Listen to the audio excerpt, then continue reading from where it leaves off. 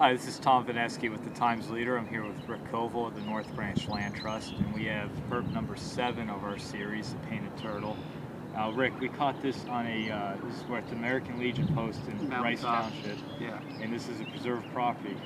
Say a little bit about that? This is a property that was entered into a DCNR grant easement acquisition program with the North Branch Land Trust, and it's conserved, meaning it's going to be protected forever. And you can see this beautiful pond and the forested areas.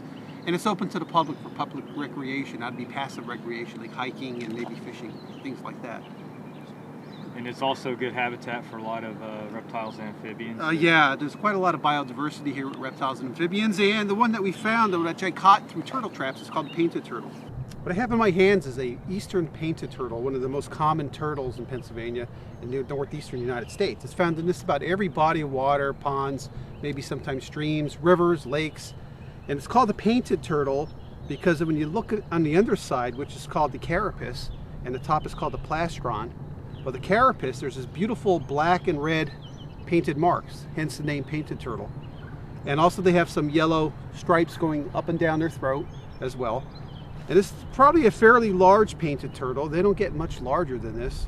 And the way you could tell the male and the female is by the length of the claws and the length of the tail. And this looks like, to me, like to be a male.